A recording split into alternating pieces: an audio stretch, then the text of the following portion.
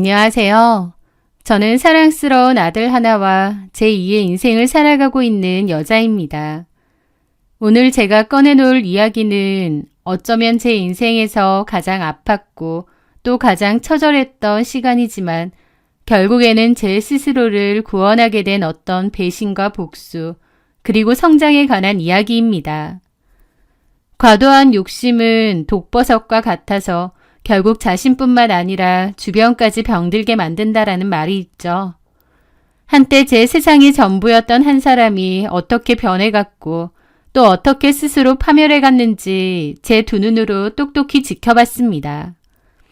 그래서 혹시 지금 과거의 저처럼 사랑이라는 이름으로 모든 것을 내어주고도 차가운 배신감에 홀로 눈물 짓고 계신 분이 있다면 제 이야기가 작은 용기나마 되었으면 하는 마음으로 가슴 깊이 묻어두었던 이야기를 꺼내보려 합니다. 저는 20살 풋풋했던 대학 시절에 동갑내기였던 남편을 처음 만났습니다. 그때만 해도 그 남자는 따뜻한 마음과 저를 향한 진심이 반짝이는 사람이었습니다. 서로에게 첫사랑이었기에 모든 순간이 서툴렀지만 동시에 애틋했던 것 같아요. 저는 그 남자와 함께라면 세상 어떤 어려움도 헤쳐나갈 수 있을 거라고 굳게 믿었습니다. 그렇게 저희는 8년이라는 긴 시간을 함께했습니다. 대학 졸업 후 저는 비교적 안정적인 프리랜서 번역가로 자리를 잡았습니다. 주로 집에서 일했지만 수입은 나쁘지 않았어요. 남편은 군대 갔다 오고 휴학 후 복학하느라 저보다 3년 늦게 졸업했습니다. 법학과였지만 취업은 일반 회사로 했었죠. 그런데 남편은 일이 적성에 맞지 않는다며 금방 그만두고 말았습니다. 그 뒤로도 다른 회사를 다녔지만 1년 정도 다니다가 또 그만두었죠. 그러더니 어느 날 제게 조심스럽게 말하더군요. 지수야, 나 사실은 예전부터 로스쿨에 가서 변호사 시험을 보고 싶었어. 어려운 일인 거 아는데 도전해보고 싶다. 네가 반대하면 나도 할 말 없어. 나랑 헤어져도 원망 안 해. 그의 눈빛은 간절했지만 한편으로는 불안해 보였습니다.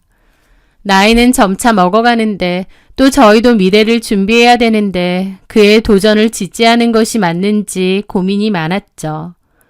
몇 년이 걸릴지도 모르고 합격한다는 보장도 없는 길이었으니까요. 하지만 저는 그를 믿었습니다. 8년간 봐온 그의 성실함과 저에 대한 사랑도 믿었던 것 같아요. 그게 꿈이라면 도전해봐야지. 내가 많이 도와줄게. 한번 해보자. 그렇게 남편은 기나긴 수험 생활을 시작했습니다. 그 무려 6년.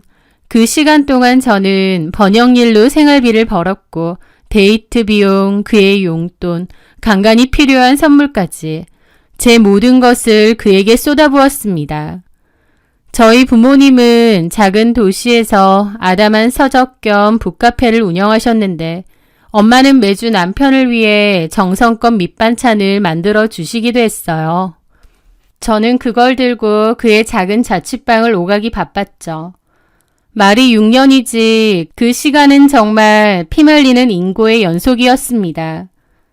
선우가 시험에 1번, 2번 떨어질 때마다 저도 같이 무너져 내리는 것 같았어요. 혹시 나 때문에 집중을 못해서 떨어지는 건 아닐까? 내 청춘을 이렇게 다 보내도 괜찮을까? 수많은 불안과 회의가 저를 덮쳤지만 그보다 더 힘들 그의 마음을 알기에 저는 티 한 번 내지 못하고 묵묵히 그의 곁을 지켰습니다. 그의 지친 어깨를 다독이고 할 수 있다고 용기를 북돋아주면서요. 그리고 마침내 그가 변호사 시험에 합격했을 때 저는 정말 세상을 다 가진 것처럼 기뻐했습니다. 남편 역시 눈물을 글썽이며 제 손을 잡았죠. 지수야, 다 네 덕분이야. 네가 없었으면 난 절대 여기까지 못 왔을 거야. 정말 고마워. 이제 내가 너 평생 행복하게 해줄게. 좋은 로펌에 취직하면 우리 바로 결혼하자. 저희는 이전부터 서로의 부모님도 자주 뵈었었는데요. 그때 어머님은 저에게 우리 아들 뒷바라지하느라 고생이 많다며 고마워하셨습니다. 남편 역시 저희 집에서는 결혼 전부터 사이나 다름없었고요. 그리고 남편이 합격했을 때 양가 부모님은 이제 고생 끝났으니 어서 결혼해서 행복하라고 하셨어요. 그때는 정말 더할 나위 없이 행복했던 것 같습니다.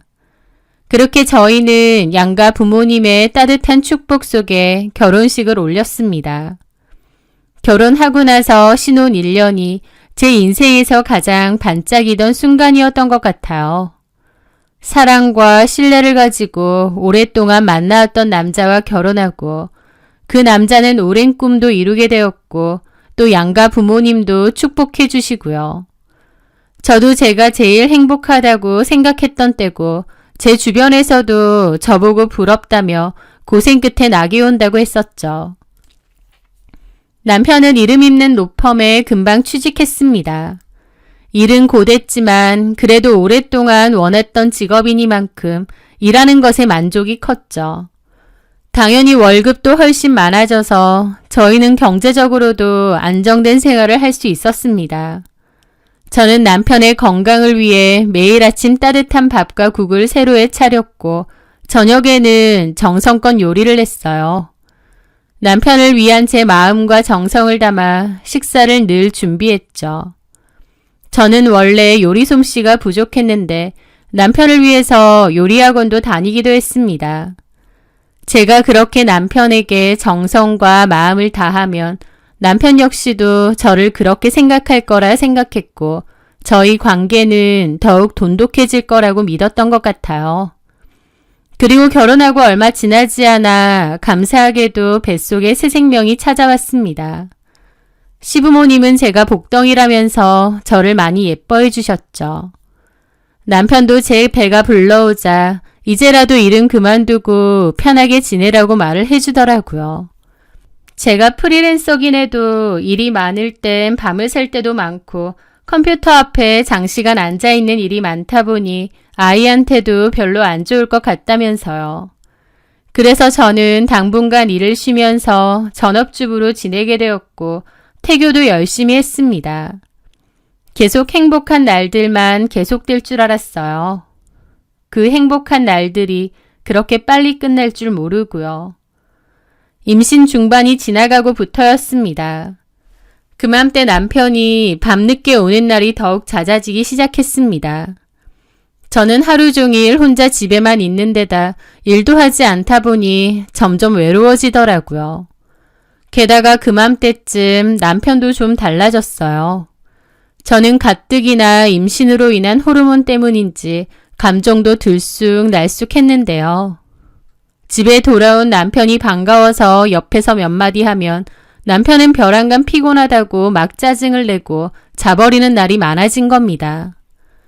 남편이 그맘때 큰 사건을 맡아서 일이 많다고 하니 힘들고 그럴 수 있겠다고 머리로는 이해를 했지만 너무 서럽더라고요.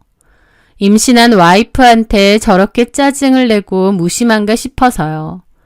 그래서 혼자 화장실에 들어가 몰래 운 적도 많습니다. 저는 그럼에도 남편을 이해하려 했어요. 하지만 제가 남편의 행동들을 이해하려고 노력해도 오히려 남편의 태도는 점점 심해졌죠. 부부 사이에서 가장 위험한 표정이 바로 경멸의 표정이라는 말이 있던데 그맘때 남편은 저를 그런 식으로 잘 쳐다봤습니다. 귀찮고 성가시고 왜 집에서 왼종일 나만 기다리나 라는 표정으로요. 저는 그런 표정과 눈빛에 상처를 많이 받았죠. 그리고 연락도 없이 새벽에 들어오는 날도 생기기 시작했습니다. 여보, 요즘 너무 늦는 거 아니야? 일이 그렇게 많아? 당신 얼굴 보기가 너무 힘들어. 아, 피곤해 죽겠는데 또 잔소리야. 회사 일이 얼마나 힘든 줄 알아? 당신은 집에서 편하게 있잖아. 나도 힘들어. 그리고 뱃속 아기한테는 인사 한번 제대로 해준 적 있어? 그런데 제 푸념에 남편은 비웃더라고요. 애가 나온 것도 아닌데 배에다 대고 중얼중얼 하라는 거야? 드라마 찍어? 남들 하는 건 다 하고 싶어. 피곤해 죽겠는데 집에서 할 일 없이 노니까 별 쓸데없는 얘기를 하고 있어 정말.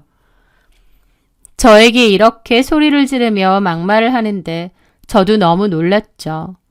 내가 연애 시절부터 만났던 그 착하고 다정한 남자가 맞나 싶더라고요. 연애 때 싸움이 나도 큰 소리 한번 낸 적이 없었던 사람이었거든요. 그날 남편의 말에 너무 충격을 받아서 저도 남편에게 더 이상 말을 걸지 않았습니다. 남편과 제 사이에는 차가운 냉기만 흘렀죠.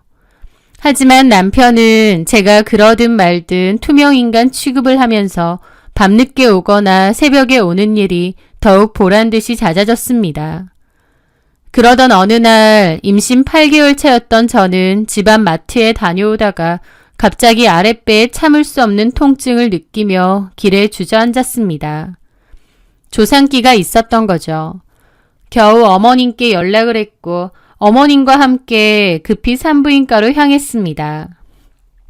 당장 제왕절개 수술을 해서 출산을 해야 한다고 했고 그렇게 저는 긴급 수술을 받고 입원을 하게 되었죠.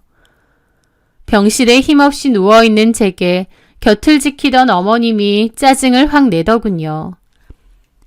아니, 너는 네 몸 상태도 모르고 어딜 그렇게 돌아다니는 거야? 하마터면 우리 귀한 손주 큰일 날 뻔했잖아.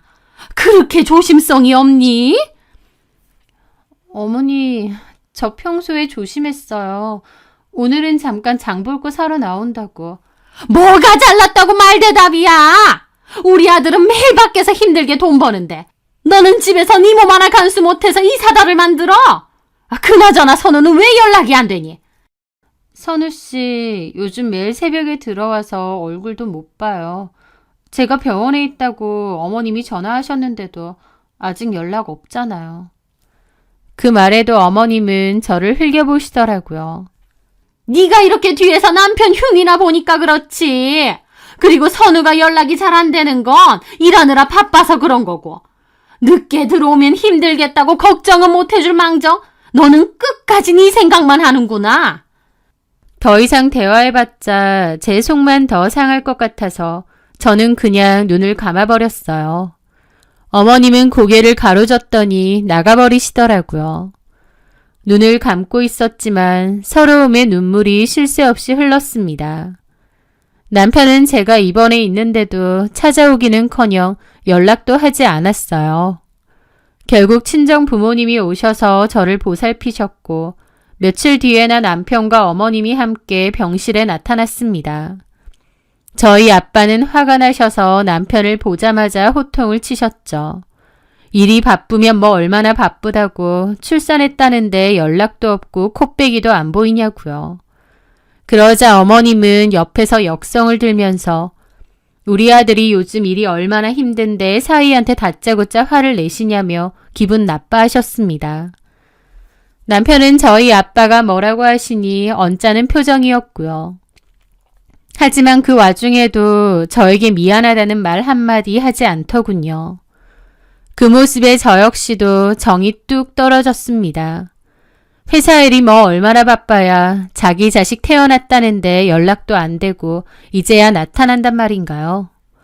설령 회사 일이 그 정도였다면 이렇다 저렇다 말이라도 해줘야 되는데 그런 말도 전혀 없이 입 꾹 닫고 본인이 더 화난 척. 저도 서운함을 넘어서 화가 나더라고요. 그렇게 저희 아이가 태어났는데 그 후에도 남편은 별반 달라지는 게 없었습니다. 남편은 집과 아이에게 전혀 관심이 없었고 저의 완벽한 독박 육아였습니다. 어쩌면 그렇게 자기 자식인데도 저렇게 애정이 없고 무신경할 수가 있는지 섭섭하기도 하고 화도 나고 그렇더라고요. 심지어는 아기가 우는 게 너무 듣기 싫다면서 애가 울면 이어폰을 끼고 방문을 닫고 들어가 버릴 때도 있었습니다. 그리고 남편은 도대체 뭘 보는지 내내 핸드폰만 보고 있더라고요. 어쩔 때는 밤새도록 보는 것 같기도 하고요. 뭔가 싶어서 보면 그래프밖에 안 보이던데 주식하냐 뭐 하냐 물어보면 그냥 모른 체 하면서 자기 핸드폰 보지 말라고 합니다. 그렇게 얄밉게 굴 때면 남편 뒤통수를 때리고 싶을 때가 한두 번이 아니었죠. 저는 하루 종일 아이와 둘이 지지고 볶느라 점점 좀비처럼 지쳐갔고 산후 우울증까지 걸릴 정도로 상태가 심각해져만 갔습니다. 그러던 어느 날이었어요.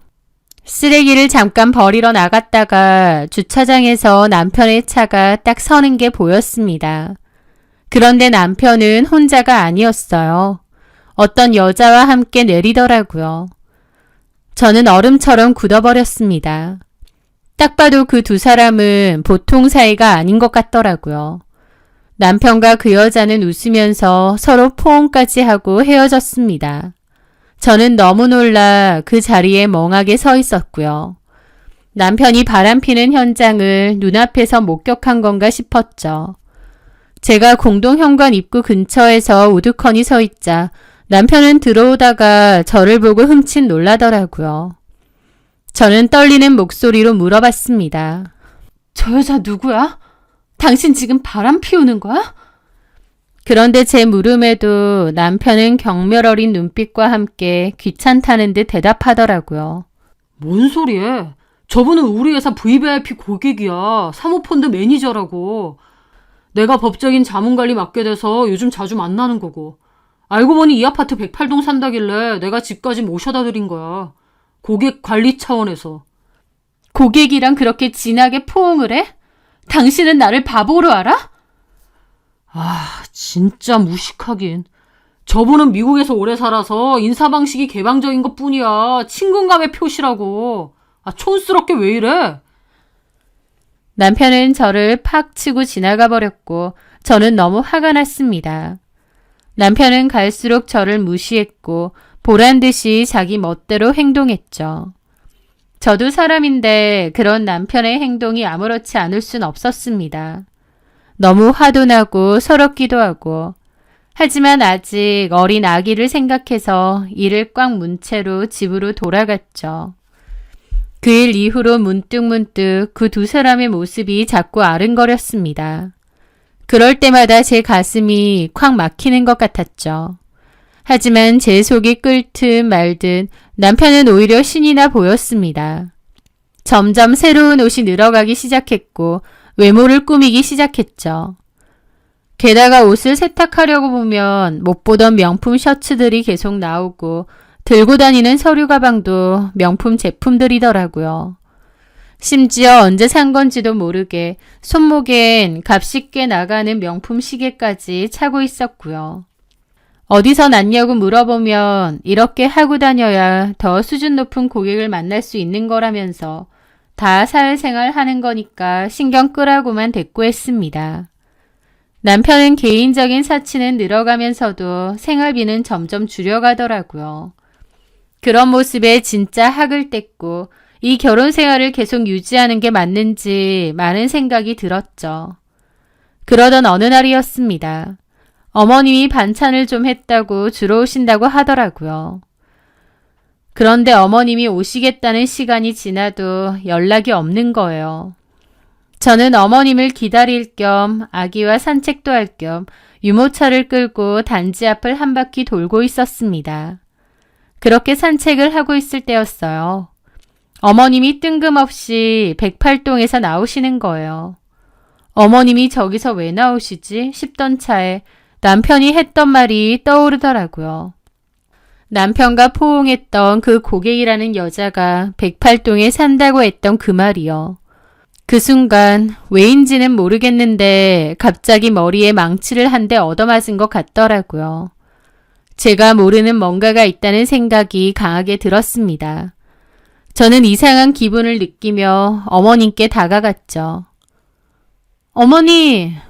제가 어머님을 부르자 어머님은 몹시 당황하셨습니다. 그 모습에 저는 뭔가가 분명히 있구나 더 확신을 하게 되더라고요. 왜 여기서 나오세요? 반찬 가지고 오신다고 하셨는데 안 오시더니. 아니, 여기에 내 친구가 살거든. 너네 집 오는 김에 잠깐 들려서 수다 좀 떤다는 게 시간을 깜빡했다. 여기 친구분이 사신다고요? 언제부터요? 저는 그런 말을 들어본 적이 없습니다. 만약 그랬다면 어머님이 진작 얘기하셨겠죠. 저희 집에 한두 번 오신 것도 아닌데요. 언제부터긴 전부터 살았지. 어머님 친구분 누가... 그런데 제 물음에 어머님을 눈을 엄청 크게 뜨시더니 발끈하면서 따지시는 겁니다. 얘가 뭘 그렇게 꼬치꼬치 캐물어? 내 친구들을 네가 다 아니? 그건 아니지만 그전엔 그런 얘기 안 하셨는데. 아니 그러니까 내가 내 친구들 뭐 하는지 어디 사는지 너한테 시시콜콜 다 얘기해야 돼? 내가 친구 산다고 하면 그런가 보다 하면 되지. 뭘 그렇게 꼬치꼬치 묻는 건데? 하면서 필요 이상으로 화를 내시면서 따지시는 겁니다. 그 모습에 저는 황당하더라고요. 제가 아무 말도 안 하자 어머님은 괜히 저를 한번 흘겨보시더니 집으로 들어가자고 하시고는 앞장서서 가셨죠. 저는 어머님이 108동을 왜? 라는 찜찜한 생각을 가지고 따라갔습니다. 그런데 그렇게 집으로 들어온 어머님은 다짜고짜 집안을 샅샅이 훑기 시작하더라고요. 그러면서 너는 집골이 이게 뭐니? 돼지우리도 아니고 입에 먼지 다 들어가겠다. 너는 하루 종일 집에서 뭐 하는 거야? 라면서 뭐라고 하시는 겁니다. 아이 보면서 틈나는 대로 집안일하고 음식 만들고 너무 바쁜데 어머님이 저렇게 말하시니 저도 섭섭하더라고요. 어머니, 집이 뭐 어때서요? 정리는 다 했고 지금 아준이 자고 있는데 청소기 돌리면 깨니까 청소기 돌리는 것 빼고 다 했습니다. 짐이 막 끄득끄득하고 정리도 안 되어 있구만. 그건 아준이 육아용품하고 분유 기저귀 그런 것들이에요. 이런 것도 네가 정리하려고 하면 다 할 수 있다. 집이 작은 것도 아닌데. 아이고, 하여튼 요즘 여자들은 애 하나 키우면서 뭐가 힘들다고 징징. 그러면서 막 잔소리를 퍼부으시더라고요. 게다가 저를 위아래로 훑어보시더니 너는 집에서 내내 그러고 있니? 네? 아휴, 네 남편이 너 그릇 추레한 모습 보면 정 떨어질 만도 하다. 그래도 명색이 변호사 사모님인데 그러면 그 수준에 좀 맞게 하고 다녀야 남편 기가 살 거 아니야. 그러시는 겁니다. 집안에서 내내 갓난아기 키우면서 사는데 뭘 얼마나 꿈이라는 말씀이신지. 제가 보기에 어머님은 저에게 그저 트집을 잡으려고 하시는 듯 했어요. 남편도 남편이지만 어머님도 저에게 정말 함부로 말하셨습니다. 예전에는 절대 이러지 않으셨어요. 당신 대신해서 아들 뒷바라지 해준다고 저보고 고맙다, 복덩이다, 귀한 며느리다 그러셨습니다. 그런데 그맘때 어머님은 저에게 말도 너무 함부로 하시고 트집을 잡으시더라고요. 남편보다 더 변해버린 어머님의 태도에 더욱 상처를 많이 받았습니다. 저의 결혼 생활은 너무 외롭고 서글펐습니다. 딱 신혼 1년까지만 좋았고 그 이후로는 눈물이 마를 새가 없었죠. 남편과 어머님의 달라진 태도들, 저는 갈수록 힘들더라고요. 그런데 설상가상으로 남편은 이상한 행동까지 했습니다. 저에게 대뜸 돈까지 요구했거든요. 당신 이번 달 생활비 준 거 남은 거 있으면 나한테 다시 보내. 뭐라고? 그리고 당신 모아둔 돈 좀 없어? 내가 생활비 주면 그걸 그냥 다 썼어? 생활비도 딱 맞춰서 주잖아. 그래서 돈 없어? 있으면 줘봐. 당장 급하게 쓸 때가 있어서 그러니까. 진짜 왜 이래? 생활비도 너무 빠듯하게 줘서 나 친정엄마한테 돈 빌린 적도 한두 번이 아니야. 그런데 그 돈마저 돌려달라고? 당신 도대체 월급 받아서 어디다 쓰고 있는 거야? 어떻게 나한테 돈을 달라고 할 수가 있어? 다른 집 여자들은 남편이 쥐꼬리 많은 월급 받아와도 그걸로 알아서 생활비 쓰고 남는 건 저축도 한다더라. 너는 그런 것도 안 해? 남편이 돈 좀 달라고 하면 급한 일이 있구나 하고 넘겨주면 될 일이지. 진짜 뭐 하나 마음에 드는 게 없어. 라는데 저도 더 이상 못 참겠더라고요. 말 다 했어? 아니, 하고 싶은 말 많은데 참고 있는 거야. 어디 더 해봐. 됐다. 당신이야말로 뭐 괜찮은 남편인 줄 알아? 말하는 싸가지에 가정에는 관심도 없고 직업만 변호사면 뭐해. 변호사 남편한테 내가 생활비 얼마 받는지 알면 다들 기절할 거다. 그런데 이제 그 돈까지 달라고? 당신 진짜 이건 아니지. 나한테 뭐라고 했어? 변호사 시험 합격하면 행복하게 해줄 거라고. 나한테 고맙다고 했잖아. 그런 건 다 잊어버렸어? 그때가 언젠데 그 얘기를 아직도 해. 생색내고 싶은 거야? 그래서 결혼했잖아. 나랑 결혼해준 게 당신이야말로 대단히 선심 쓴 거야? 이럴 거면 결혼하지 말지 그랬어. 내 말이 그 말이야. 뭐라고? 저는 도저히 이건 아니다 싶더라고요. 원래 착하고 다정했던 사람이니까 지금 잠깐 변한 것뿐이라고. 다시 원래대로 돌아올 거라고 믿었던 제가 바보였습니다. 기나긴 시간을 함께 해왔으니 그만큼 믿음과 애정이 깊다고 생각했는데 그건 저만의 착각이었죠. 저는 질릴 대로 질려 아이와 함께 친정으로 가버렸습니다. 그런데 남편은 제가 그렇게 떠났는데도 몇 주가 지나도 연락 한 통 없더라고요. 남편뿐만 아니었습니다. 어머님도 분명 남편에게 제가 집을 나갔다는 사실을 들었을 텐데도 역시 아무 연락도 없으셨어요. 그때의 그 비참함과 상처는 말도 못합니다. 그러던 중에 은행 업무를 보려면 가져가야 할 게 있어서 남편이 없을 것 같은 오후 시간에 잠깐 집으로 가게 되었습니다. 저도 남편하고 마주치고 싶지는 않았거든요. 그런데 집에 딱 들어가니 현관 앞에 남편의 신발과 여자 구두가 놓여 있더라고요. 순간 뒷골이 찌릿하게 당겨왔죠. 본능적으로 남편과 외간 여자가 집에 있다는 걸 알 수 있었습니다. 조심히 거실로 가자 빈 와인병과 잔 2개가 놓여 있고 안주로 먹은 듯한 음식 냄새와 술 냄새가 역겹게 나더라고요. 옷들도 거실 바닥에 어지럽게 흩어져 있었고요. 저는 조심스럽게 살짝 열려진 안방 방문을 열어보았습니다. 그런데 남편과 어떤 여자가 침대에서 세상 모르게 자고 있더라고요. 그리고 그 어떤 여자는 역시나 108동에 살던 남편의 고객이라는 여자였어요. 남편의 외도를 두 눈앞에서 목격한 그 순간 쇠망치로 머리를 세게 내려치는 것 같은 충격을 받았습니다. 너무 기막힌 광경이어서 저도 모르게 억 소리가 저절로 나왔습니다. 하지만 얼른 손으로 입을 꾹 눌렀어요. 놀라기도 했지만 그 순간 이 증거를 잡아야 한다는 생각이 빠르게 스쳤거든요. 저는 곧바로 폰을 꺼내 영상을 찍었습니다. 그리고 그 추한 몰골을 다 찍었죠. 제가 그러고 있는 동안에도 얼마나 잠에 깊이 빠져 있었는지 세상 모르고 자고 있더라고요. 저는 이젠 어떻게 행동해야 할지 정신을 가다듬으려고 노력하는데 그때 마침 제 눈에 띈 것은 남편의 핸드폰이었습니다. 무슨 알림이 이렇게 많이 오는지 화면이 계속 깜빡였거든요. 저는 핸드폰을 확인해 보았습니다. 그런데 보니 어디로 입금하라는 메시지가 수도 없이 와 있고 전화도 몇십 통이 와 있는 거예요. 이게 뭐지 싶어서 확인해 봤는데 희한한 코인 투자 프로그램과 그래프가 잔뜩 있더라고요. 그런데 너무 쎄한 기분이 드는 겁니다.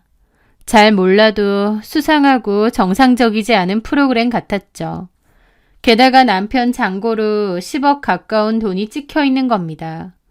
저는 이게 뭐야 생각하며 일단 그것도 제 폰 영상으로 찍었습니다.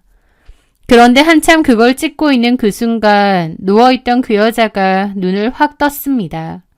그러더니 저를 발견하고 비명을 질렀어요. 놀란 남편도 일어나더라고요. 그런데 그 여자가 뜬금없이 남편에게 세상에, 자기야, 자기 폰 다 찍었나 봐. 그러는 겁니다.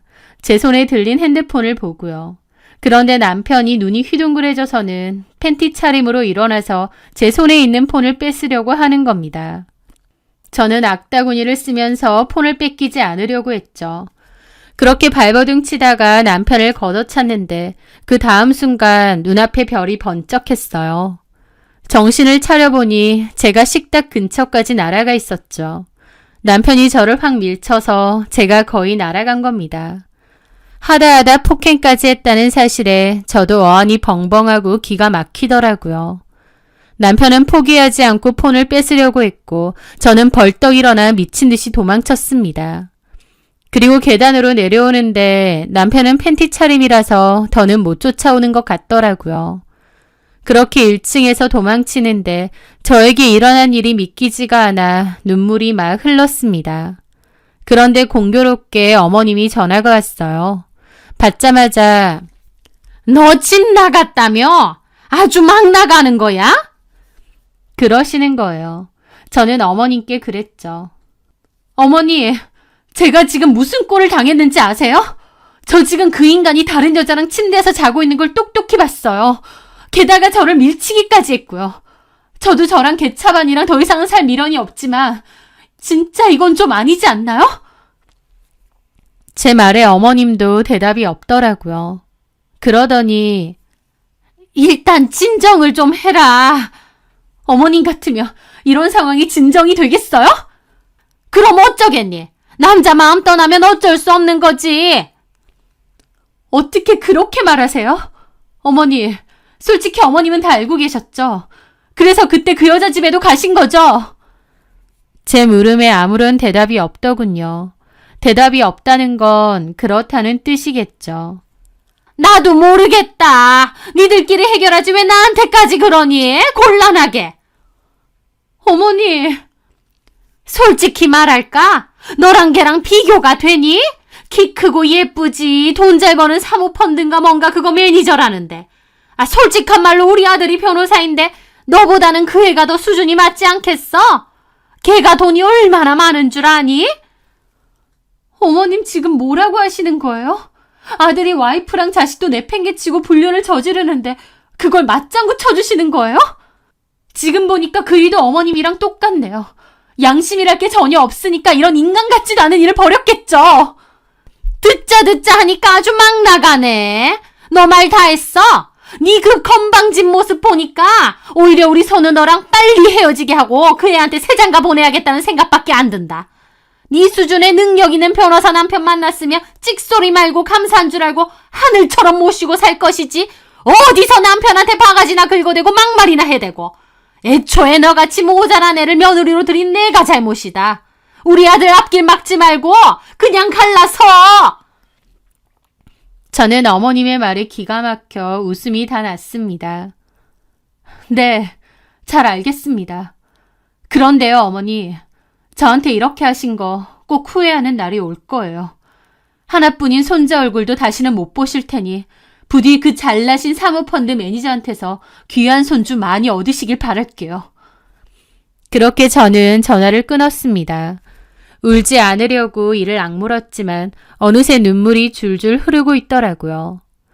정처 없이 걸어가는 내내 남편을 처음 만난 순간부터 지금까지의 일들이 단편 영화처럼 차르륵 머릿속을 지나갔습니다. 이런 결말을 맞이하려고 그렇게 아낌없이 사랑했나 싶은 마음에 나 자신이 정말 바보 같을 뿐이었죠. 그렇게 저는 참담한 심정으로 증거들을 다시 보고 있었습니다. 그런데 제가 찍은 남편 폰의 그 사이트 영상이요. 그게 아무래도 이상하더라고요. 그 여자가 제 폰 뺏으라고 남편한테 그랬을 때 저는 단순히 제가 외도 증거를 갖고 있어서 그걸 뺏으려는 건가 했는데 그게 아니라 이 사이트를 찍었다고 생각해서 그랬나 싶은 겁니다. 정확하게 알 순 없지만 이게 뭔가 불법적인 게 아닌가 싶더라고요. 그래서 저는 저희 오빠에게 전화를 걸었습니다. 저희 오빠 친구 중에는 경찰청 금융범죄수사대에서 근무하고 있는 친구 오빠가 있거든요. 저희 오빠도 제 얘기를 듣더니 그 친구분 연락처를 알려주었고 저는 친구분에게 남편 휴대폰에서 찍어온 코인 투자 사이트를 보여주게 되었습니다. 이게 뭔 줄 아느냐고요. 그런데 나중에 연락이 왔는데 그분이 꽤 놀라더라고요. 최근 기승인 신종 코인 투자 사기 수법인 것 같다고 이게 어디서 났느냐고요. 저는 있었던 일을 다 얘기했고 그 여자에 대해서 제가 알고 있는 신상 정보도 넘겼습니다. 전화번호라던가 살고 있는 주소 같은 거요. 어쨌든 그 와중에도 남편은 매일같이 저에게 이혼 서류에 도장 찍으라고 닥달했습니다. 그래서 저도 조건을 내걸었죠. 내가 과거에 뒷바라지한 값도 있으니 현재 아파트 명의를 내 앞으로 이전하고 아기 양육비는 일시불로 지급해달라고요. 사실 제 쪽에서도 좀 과하게 요구를 한 것도 있는데 제가 몰래 찍은 그 코인 투자 사이트에 찍혀 있기로 남편의 잔고가 10억 정도였잖아요. 그러니까 저한테 그 정도 넘기는 건 어려울 것도 없어 보였죠. 남편은 처음에는 자기가 미쳤냐고 집을 왜 나한테 넘기냐고 했는데 제가 그 사이트 보니까 잔고가 10억이 넘던데 이런 식으로 나오느냐 했습니다. 남편도 제가 그걸 본 걸 아니까 주춤하면서 결국은 제가 원하는 대로 조건을 들어주기로 했죠. 그리고 제가 요구한 양육비 일시불은 어머님이 대출받아서 제 통장에 입금했다고 하더라고요. 어쨌든 저는 받을 건 다 받았고 이혼 서류에 도장을 찍었습니다. 사실 저는 그 과정에서 그 여자에 대한 비밀을 알게 되었거든요. 그래서 저도 더더욱 홀가분하게 그리고 빨리 이혼을 끝내려고 했던 것도 있습니다. 저는 그렇게 남편과 합의 이혼 서류를 법원에 제출하고 숙려 기간을 기다려야 했는데요. 그 시간이 지나고 이혼 확정이 되었습니다. 그렇게 마지막으로 남편을 법원에서 만나게 되었죠. 남편은 마지막까지도 저에게 그러더군요. 수준이 너무 달라져서 애초에 끝냈어야 되는데 너무 멀리까지 왔네. 내가 집도 넘겼으니 거기서 아준이 키우면서 잘 살아. 내가 해줄 수 있는 마지막 말이야. 라는데 아주 가짠더라고요. 난 알아서 잘 살 테니 네 걱정이나 해. 그렇게 헤어지려는데 공교롭게 문자가 왔습니다. 그 문자를 보는데 속이 다 시원하더라고요. 저는 남편을 돌아봤습니다. 아직 전화 안 왔지? 뭔 전화? 네 애인 이제 잡혀갔다는 전화. 그 말에 남편 표정이 일그러지더라고요. 뭐라고? 뭘 잡혀? 너 불법 코인 사이트 했지? 내가 그때 본 거 말이야. 잔고가 10억도 넘었나? 제 말에 남편은 주위를 살피더라고요. 그 얘기 끝났잖아. 여기서 왜 하는데? 변호사라면서 아직도 뭐가 뭔지 몰라? 그 여자 사기 및 유사 수신행위 위반 혐의로 긴급 체포됐대. 남편은 제 말에도 어리둥절한 얼굴이더라고요. 네 폰에서 발견한 그 투자에 내가 잘 아는 분한테 물어보니까 불법 도박 사이트 같은 폰지 사기라며. 너 정상적인 투자도 아니고 무슨 홀짝 도박하듯이 거기에 매달려 있었잖아. 너도 그거 사기당한 거야. 아직도 모르겠어? 그 여자 그 사이트 운영하는 사기꾼 총책이잖아. 지금 뭔 소리 하는 거야? 너처럼 이제 막 전문직 돼서 돈맛 좀 보고 정신 못 차리는 멍청이들한테 상담해주는 척 접근해서 고수익 투자 권유하는 척하고 결국 도박판으로 끌어들여서 돈 다 빨아먹는 구조라던데? 공부 실컷 해서 변호사 되면 뭐하니? 무슨 말 같지도 않은 소리야. 내가 그걸로 돈을 얼마나 벌었는데. 하면서 남편은 핸드폰으로 뭔가를 찾더라고요. 그 사이트를 찾아보는 것 같았죠. 그 사이트에 10억 있으면 뭐해. 그거야 그 여자가 그냥 만든 걸 텐데. 그 머리로 어떻게 변호사는 됐는지. 이거 왜 이렇게 멍텅이지? 남편의 얼굴은 실시간으로 피가 빠져나가는지 새하얘지더라고요. 그 여자한테 연락해봐. 받을진 모르겠지만. 말도 안 돼. 그럴 리가 없어. 남편은 제가 진실을 알려줬음에도 인정하지 않고 계속 그 여자에게 전화를 걸더라고요. 쩔쩔매면서요. 저는 코웃음 치며 그렇게 뒤돌아서서 나왔습니다. 그리고 제가 준비한 마지막 복수도 있었어요. 저는 그날 오후 남편이 근무하던 로펌 대표 변호사에게 전 남편이 고객과 사적으로 부적절한 관계를 맺고 심지어 불법 투자 도박 사이트에 연루되었다는 증거들을 익명으로 제보하는 메일도 보냈거든요. 제가 알기로는 변호사 윤리 강령 때문에 도박을 비롯한 위법 행위를 저지른 경우에는 즉시 계약 해지 및 징계 사유가 된다고 했으니 남편에게 그에 맞는 처분이 있겠죠. 제 예상대로 며칠 후에 남편이 로펌에서 해고되었다는 소식도 지인을 통해 들을 수 있었습니다. 사실 처음에 그 이상한 사이트를 발견했을 때 오빠 친구에게 정보를 넘겼잖아요. 그것들을 바탕으로 경찰이 수사를 했고 그 불법 도박 사이트에서 피해를 입은 수많은 다른 피해자들을 찾을 수 있었다고 했습니다. 그리고 그 여자는 해외로 도피하려고 하다가 공항에서 경찰에게 급습당해 체포되었다고 하더라고요.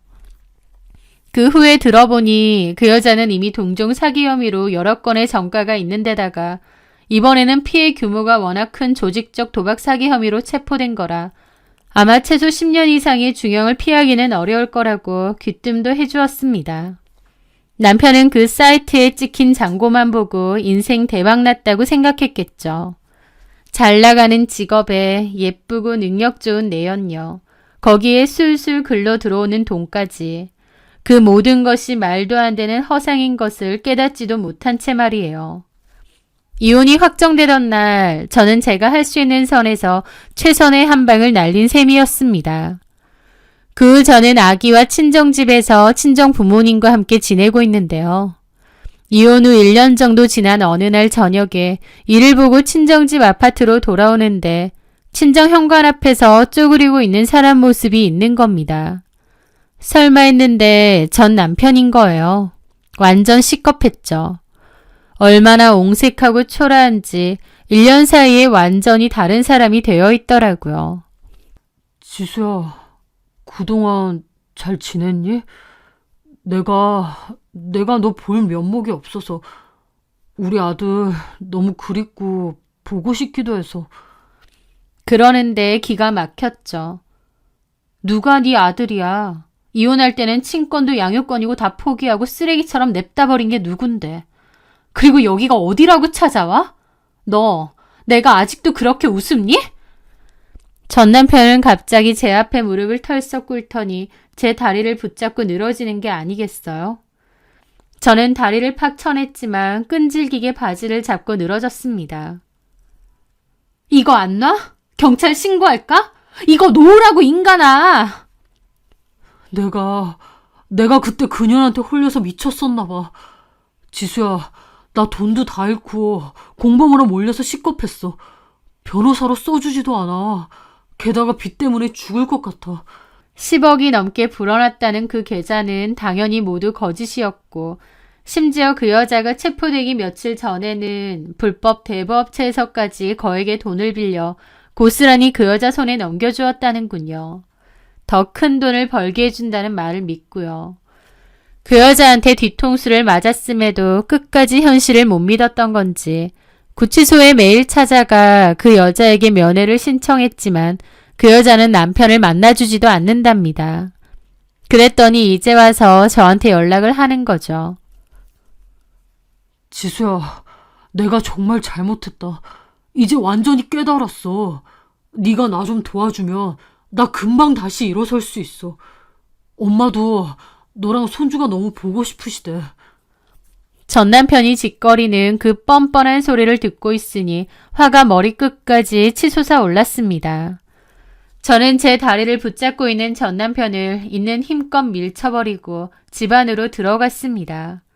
시끄러운 소리를 들으셨는지 부모님이 걱정스러운 얼굴로 나오려고 하시더라고요. 무슨 일이냐고요. 저는 엄마에게 얼른 아기와 함께 방으로 들어가시라고 하고는 욕실로 달려가 걸레 빠는 양동이의 변기문을 냅다 퍼담았습니다. 그리고는 다시 나가서 전 남편의 머리 위로 냅다 들이부었죠. 전 남편은 정신이 확 깬 얼굴로 저를 보더라고요.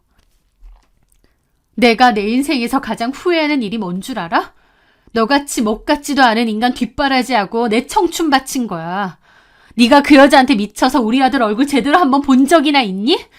이제 와서 함부로 어따가 우리 아들. 내 인생에서 당장 꺼져. 2번 다시 내 눈앞에 나타나지 마. 저도 완전 눈이 돌아서 따지고 들었습니다. 남편도 어안이 벙벙한 얼굴이더라고요. 아무리 그래도 이게 뭐 하는 짓이야? 그때 뒤에서 가만히 지켜보고 계시던 저희 친정아빠도 나오셔서 전 남편의 멱살을 거칠게 잡아채셨습니다. 그리고는 아무 말 없이 아파트 출입구까지 질질 끌고 갔죠. 남편은 놓으라고 난리가 났는데 아빠는 남편을 거칠게 끌고 가서 길바닥에 패대기를 쳤습니다. 네 놈 때문에 내 딸이 얼마나 피눈물을 흘렸는지 알아? 당장 꺼져! 다시 한번 내 딸 눈앞에 나타나면 그때는 내 손에 죽을 줄 알아! 저희 아빠가 서슬퍼런 얼굴로 경고를 했고 남편도 암소리 못하더라고요. 그런데 어이없는 건 그 후로도 몇 번을 더 집 근처를 서성이며 저를 찾아오는 겁니다. 질리고 무섭더라고요. 저는 일절 상대하지 않다가 결국 경찰인 오빠 친구에게 말했고 전 남편은 접근 금지 경고까지 받게 되었습니다. 그 후로는 더 이상 그 얼굴을 볼 수가 없었죠. 마지막까지 정말 비겁하고 치졸한 인간이라는 것을 제대로 확인시켜 주더군요.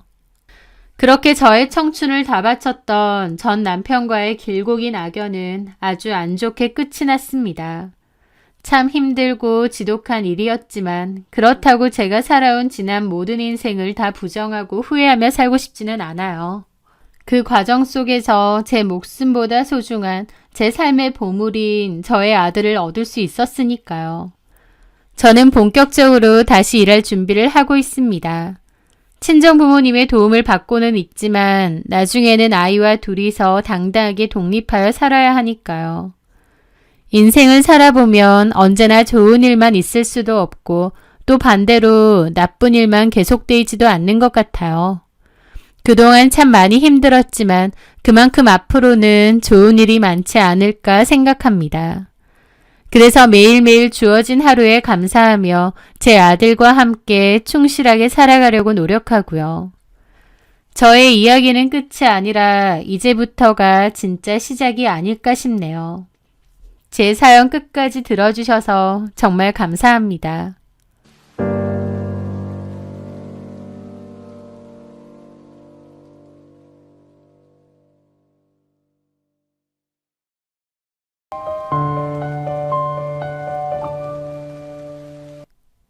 안녕하세요. 저는 짧았던 결혼 생활에 마침표를 찍고 열심히 살아가고 있는 돌싱녀입니다. 이혼한 지도 벌써 꽤 시간이 흘렀고 나이도 아직 아주 많은 건 아니라서 그런지 주변에서 좋은 사람 다시 만나봐야지 재혼 생각 없어? 이런 질문들을 참 많이 받아요. 하지만 저는 그럴 때마다 아주 단호하게 대답합니다. 네, 전혀 없습니다. 라고요.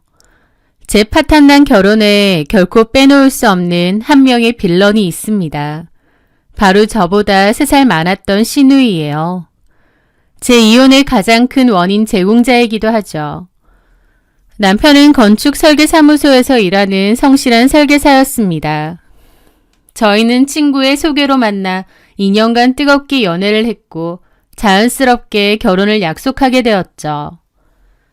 남편은 아버지가 일찍 돌아가셔서 어머님과 3살 많은 누나, 즉 시누이와 함께 세 식구가 살고 있었습니다. 시누는 항공사 승무원이었습니다. 하지만 오래 다니지 않고 그만둔 뒤에는 집에 있다고 했어요. 결혼 이야기가 오가면서 자연스럽게 시누와도 몇 번 만나 식사를 하게 되었는데요. 사실 첫 만남부터 숨이 턱 막혔습니다. 솔직히 말해서 신우라는 여자는 제가 살면서 만나본 사람들 중에 가장 자기중심적이고 유별난 사람이었거든요. 모든 대화는 자기 자랑으로 시작해서 자기 자랑으로 끝났고 본인이 세상에서 제일 잘났고 특별하다는 착각 속에 사는 것 같았어요. 말투는 또 어찌나 날카롭고 비꼬기를 잘하는지 궁금하지도 않은 자기 얘기를 만나는 내내 쉴 새 없이 늘어놓는 것도 피곤했지만 더 견디기 힘든 건 그 사람 특유의 잘난 척과 무시하는 태도였습니다. 특히 제가 중소기업 경리로 일한다고 하니 아주 노골적으로 무시하더군요. 어머, 올케는 중소기업 경리? 그거 그냥 회사에서 영수증 풀칠하고 그런 거 아니에요? 나에 대해선 얘기 들었죠. 승무원이었어요. 기가 막혔지만 예비 신우인이 어쩌겠어요. 그냥 웃어 넘겼죠. 어쨌든 현역 승무원도 아니고 그만둔 지 꽤 됐고 엄밀히 말하면 현재는 그냥 백수였던 건데도 과거의 직업에 대한 이상한 자부심만 하늘을 찔렀습니다. 그러면서 은근히 저를 깎아내리고 무시하는데 참 별로더라고요. 그래서 만나고 돌아올 때 남편에게도 솔직히 말했습니다.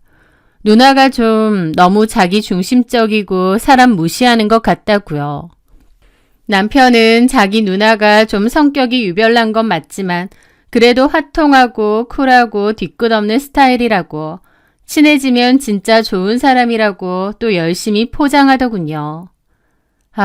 지금 생각하면 그때라도 쎄함을 느꼈어야 했는데 어쨌든 제가 신우이랑 결혼하는 것도 아니고 결혼하면 따로 살 거고 자주 볼 일도 없을 테니 크게 신경 쓰지 않아도 된다고 생각했던 것 같아요. 남편과 저는 반반 결혼을 하기로 약속했는데요. 각자 모은 돈을 정확히 반반씩 합쳐서 집 구하는 데 쓰고 결혼 준비 비용도 딱 절반씩 부담하기로 했습니다. 그게 가장 공평하고 문제 없을 거라고 생각했죠. 그런데 결혼 준비를 막 시작하려던 찰나 남편이 곤란한 얼굴로 제게 말을 꺼냈습니다. 저기, 소영아, 우리 결혼 한 반년 정도만 미루면 안 될까? 왜? 갑자기? 무슨 일 있어? 실은 우리 누나가 갑자기 결혼을 하게 돼서. 정말? 형님이? 아니 만나는 사람 있다는 말도 못 들었는데? 정말 뜬금없었죠. 신우가 갑자기 결혼이라니요. 혹시 형님 아기라도 가지셨대? 그런 건 아닌데 그냥 빨리 하기로 했대. 예비 매용될 사람이 돈도 잘 벌고 잘 나가는 벤처 사업가라니까 누나 입장에서는 빨리 잡고 싶었나 보지. 그래도 그렇지. 결혼을 이렇게 갑자기? 그리고 형님이 갑자기 결혼하는 거랑 우리 결혼 미루는 거랑 대체 무슨 상관인데? 그게 실은. 남편은 곤란하다는 표정으로 말을 이어갔습니다. 누나가 일을 오랫동안 쉬어서 모아둔 돈이 거의 없잖아. 근데 매용될 사람이 집은 해온다고 하니 누나도 혼수나 예단 같은 거 어느 정도 맞춰가야 하는데 돈이 전혀 없다고 하더라고. 그래서 나한테 결혼자금 좀 빌려달라고 하네. 내가 모아둔 돈. 저는 제 귀를 의심했습니다. 남친이 모아둔 엄연히 우리의 결혼자금을 자기 누나 결혼자금으로 빌려달라고 했다는 겁니다. 말이 빌려달라는 거지. 이건 그냥 달라는 소리잖아요. 아니 이게 대체 무슨 경우인가요? 자기 결혼해야 한다고 동생 결혼자금을 내놓으라니. 근데 더 황당하고 기가 막힌 건 남친도 선뜻 그렇게 해주고 싶다는 거였습니다. 뭐? 자기가 모은 돈을 형님한테 준다고? 우리 결혼자금을? 그게 말이 돼? 아니, 그래도 누나가 먼저 시집 가는 게 순서상 맞기도 하고. 순서는 무슨 순서? 먼저 결혼하는 건 그렇다 쳐. 근데 왜 우리 결혼자금까지 보태줘야 하냐고. 집에서 도와줄 형편도 안 되고 형님도 모은 돈 없다면서. 그럼 없는 형편에 맞춰서 소박하게 하면 되잖아. 상대방 남자가 능력 있는 사업가라며. 그러니까 누나 딴에는 자존심 문제라는 거지. 남자 쪽에서 번듯하게 집해오는데 자기는 아무것도 없이 맨몸으로 가면 좀 그렇잖아. 아니, 근데 그 체면치레를 왜 네 돈으로 해? 아무리 하나뿐인 누나라고 해도 이건 아니지. 그럼 우리는 결혼하지 말라는 거야? 아니, 한 내년 봄쯤으로 생각하고 그때까지 돈 좀 더 모으고. 내년 봄? 그래봤자 8개월 남짓인데 그 사이에 얼마나 모은다고. 어쨌든 나는 우리 누나 도와주고 싶어. 자기야, 내가 우리 누나한테 평생 빚진 마음으로 살아왔잖아. 우리 누나가 나 거의 키우다시피 한 거 자기도 알잖아. 제발 이걸 한 번만 이해해주면 안 될까? 어? 또 시작이었습니다. 그놈의 누나가 날 키웠다 레퍼토리. 제가 듣기로는 남편이 초등학교 고학년, 신우가 중학생일 때 어머님이 생계를 위해 맞벌이를 하셨기 때문에 누나가 남편 식사도 챙겨주고 전반적으로 엄마의 역할을 많이 해줬다고 했습니다. 그리고 남편이 대학교 때 신우가 등록금을 좀 보태준 적이 딱 한 번 있다고 했고요. 물론 동생을 챙기는 마음이야 기특하지만 그걸 가지고 무슨 평생 갚아야 할 은혜라도 되는 양 구는 신우나 거기에 껌뻑 속아서 쩔쩔매는 남편이나 정말 답답하고 한심했습니다. 하지만 어쩌겠어요. 남편은 이미 누나에게 돈을 주기로 마음 먹은 듯 했고 제가 아무리 반대해도 막무가내였는데요. 그때는 저도 남편을 너무 사랑했고 결혼을 깨고 싶지 않아서 결국 그의 뜻을 따르기로 했습니다. 바보같이요. 결혼은 8개월 뒤로 미뤄졌고 결혼 준비 자금에는 당연히 제 돈이 훨씬 더 많이 들어갔습니다. 모자란 돈은 당연히 대출로 메웠고요. 집을 구할 때도 제 돈이 훨씬 많이 들어갔기에 저희 부모님이 당연히 제 명의로 하라고 하셨는데 그걸로도 신우는 또 말이 많았습니다. 아니, 형진이 돈이 한 푼도 안 들어가는 것도 아닌데 왜 올케 명의로만 하려고 해? 같이 살 집인데 당연히 공동 명의로 해야지. 자기 때문에 모든 계획이 틀어지고 우리가 피해를 봤는데도 미안하다는 말 한마디 없이 저렇게 입을 놀리더군요. 얄미워서 이가 갈렸지만 집 명의만큼은 저도 끝까지 양보하지 않아서 결국 제 명의로 할 수 있었습니다. 그렇게 우여곡절 끝에 신우이는 저희보다 8개월 먼저 아주 화려하게 결혼식을 올렸고 저희는 그 다음에 봄에 결혼을 했습니다. 신우이는 결혼하고 나서 아주 날개를 달았습니다. 남편이 돈 잘 버는 사업가라며 가뜩이나 높았던 콧대가 아주 하늘을 찔렀죠. 가끔 시댁에서 마주치게 되면 자기 남편 사업이 얼마나 잘 되는지, 자기한테 얼마나 잘하는지, 서로 얼마나 죽고 못 사는지 아주 입이 마르도록 자랑을 해댔으니까요. 올케, 우리 오빠가 이번에 나 차 바꿔줬잖아. 독일제 세단인데 진짜 좋더라. 역시 남자는 능력이 있어야 해. 안 그래? 오빠가 나 고생하는 거 싫다고 일주일에 2번씩 꼭 가사 도우미 불러준다니까. 나는 손에 물 한 방울 안 묻히고 살아. 얼마나 편한지 몰라. 얼마 전에는 유럽 여행도 다녀왔잖아. 비즈니스석 타고. 올케 앞에서 너무 자랑했나? 그뿐인가요? 자기가 얼마짜리 에스테틱에서 관리를 받는지, 이 옷은 어느 브랜드 신상이고 얼마짜린지, 이 가방은 한정판이고 얼마인지 등등 머리부터 발끝까지 온통 명품으로 치장하고 와서는 내내 자랑질만 해대는 게 꼴불견도 그런 꼴불견이 없었습니다. 하지만 그때는 몰랐어요. 신우가 차라리 자랑을 해도 좋으니 잘 사는 게 더 좋다는 것을요. 신우가 어려워지고 나서 저까지 덩달아 힘들어지는 일이 생겼거든요. 요란한 행복을 과시하던 신우가 결혼한 지 2년 정도 되었을 무렵 갑자기 이혼을 한다고 했습니다. 저도 어머님께 연락이 와서 알게 됐어요. 네? 형님이 이혼이요? 아니 왜요? 심해부님이랑 엄청 사이 좋으시다면서요. 나도 몰라. 글쎄 그 최서방 하는 사업이 완전히 망했나 봐. 빚더미에 올라앉고 집에도 빚쟁이들이 찾아오고 그런다더라고. 그래서 미숙이하고도 맨날 싸우고 그랬나 보더라고. 심해부 사업이 그렇게 잘 나간다고 자랑하더니 언제 또 그렇게 망했다는 건지. 하루아침에 상황이 완전히 뒤바뀌었다는 사실이 놀랍기도 하고 황당하기도 했습니다.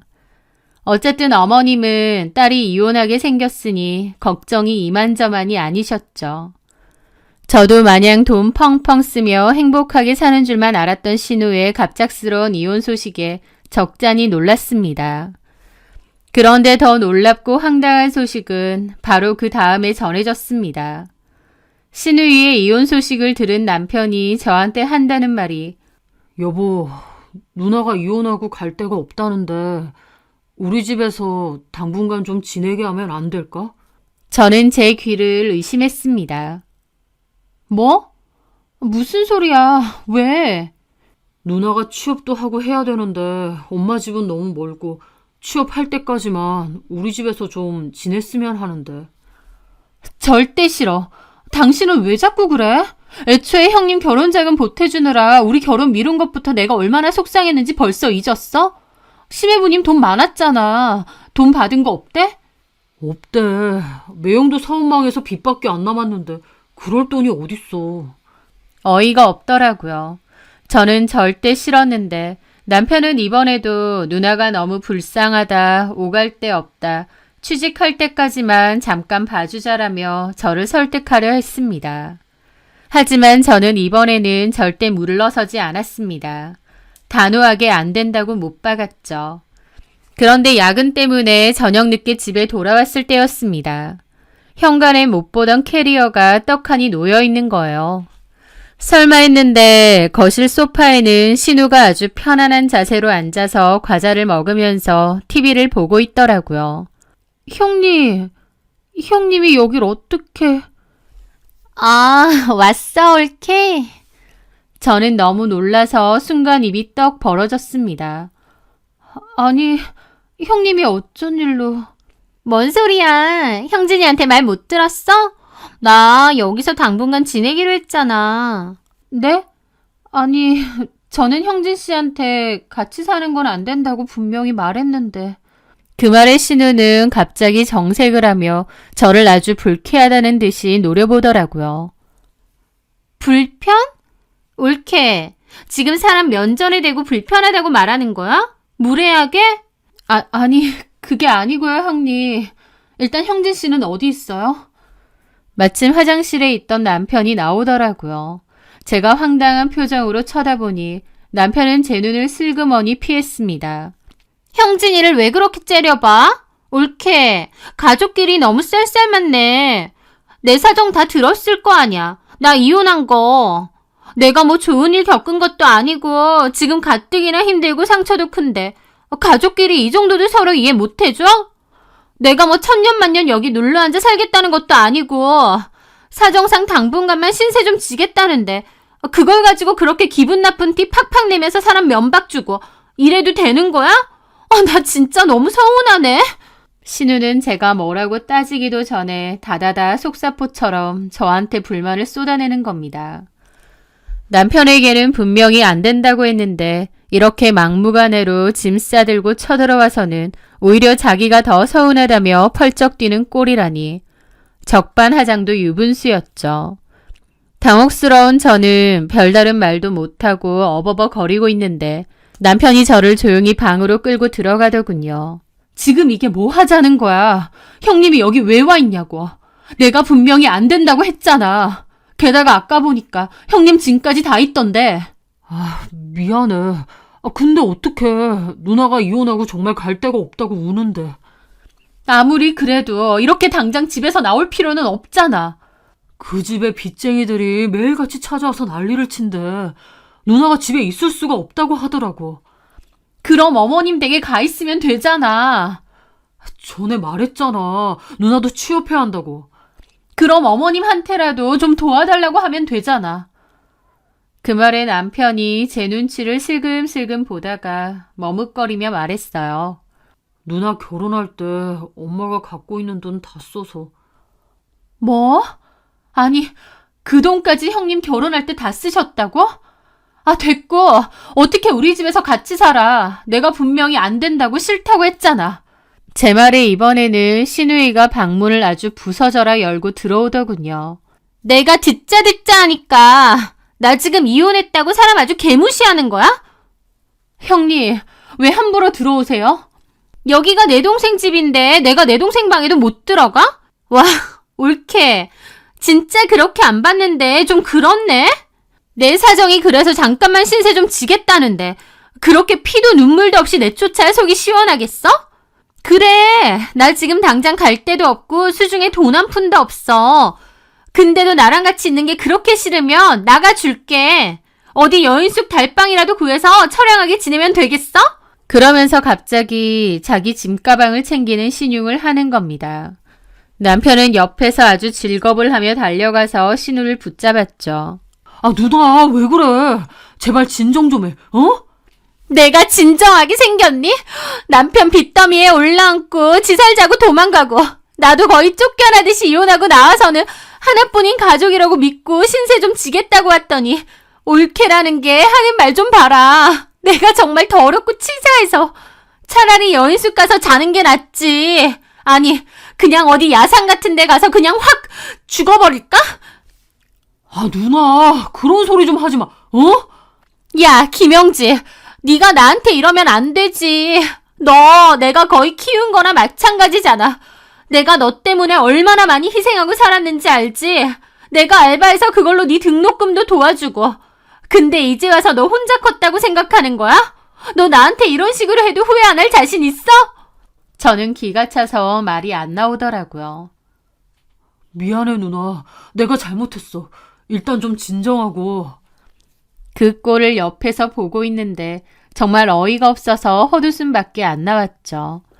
신우이는 말끝마다 자기가 아들처럼 저희 남편을 키웠다는데 톡 까놓고 무슨 완전 갓난아기 때부터 분유 타먹이고 업어 키운 것도 아니고 남편이 초등학교 고학년, 신우이가 중학생 때라고 들었거든요.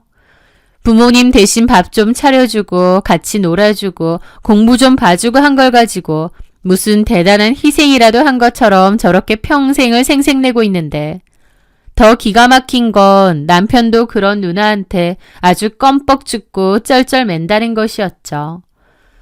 둘이서 저러고 있는 게 어쩌면 저보라고 일부러 저런 생쇼를 하고 있는 건지도 모르겠다는 생각까지 들었습니다. 어쨌든 남편은 저한테 따라와서 사정사정을 했습니다. 딱 한 달만, 제발 딱 한 달만 자기 누나 좀 봐주자고요. 누나가 바로 취업자리 알아본다고 약속했고 전직 승무원 경력이 있으니 서비스직 같은 데 취업하는 것도 그렇게 어렵지는 않을 거라고 했습니다. 그때까지만 같이 지내주면 정말 안 되겠냐고요. 저는 내가 분명히 싫다고 했는데 왜 이렇게 막무가내로 형님을 우리 집에 데리고 왔느냐고 따졌지만 남편은 누나 사정이 너무 딱한데 어쩔 도리가 없었다. 제발 나를 봐서라도 조금만 이해해달라고 빌고 또 빌었습니다. 남편의 행동에 화가 머리끝까지 났지만 이미 신우이가 집에 들어와 있는 상황이니 나가라고 쫓아낼 수도 없고 또 한편으로는 그래 남편 입장에서는 오죽했으면 저랬을까. 가뜩이나 누나 말이라면 껌뻑 죽는 사람인데 싶기도 했습니다. 그래서 결국 저는 딱 한 달이라는 조건 하에 신우와 불편하고 끔찍한 동거를 시작하게 되었습니다. 어차피 저도 평일에는 회사 일로 바쁘고 신우이도 바로 일자리 알아본다고 했으니 크게 부딪힐 일이 있겠나 싶기도 했죠. 하지만 그것은 저의 아주 큰 돌이킬 수 없는 착각이었습니다. 같이 살자마자 온갖 문제들과 더불어 끔찍한 스트레스 상황들이 매일같이 닥치기 시작했거든요. 신우는 일자리는커녕 이력서 한 장 쓸 생각도 안 하고 하루 종일 집에서 마냥 놀고 먹으면서 자기가 무슨 제 시어머니라도 된 것처럼 온갖 잔소리는 어찌나 해대는지. 옳게 아무리 맞벌이라고 해도 집에 먹을 건 좀 해놓고 다녀야지. 냉장고가 텅텅 비었네. 너무 무심한 거 아니야? 그럼 집에 계신 형님이 반찬 좀 만들어서 같이 먹으면 어디 덧나나요? 나 그런 거 해본 적 없거든? 그러면서 저한테 무슨 식당 와서 주문하듯이 먹고 싶은 걸 늘어놓는 겁니다. 저는 기가 막혀서 이렇게는 못한다. 그냥 배달시켜 먹거나 반찬 사 먹겠다. 그랬더니 그런 건 짜네, 싱겁네, 조미료가 많네 하면서 잔소리 폭격을 퍼붓는 겁니다. 그러면서 저한테 게으르다는 소리까지 하고요. 정작 본인은 하루 종일 소파에 누워 TV 보거나 핸드폰만 만지작거리면서 저한테 게으르다니 이게 말이 되나요? 그리고 최소한 본인이 입은 옷가지 정도는 본인이 세탁해야 하는 거 아닌가요?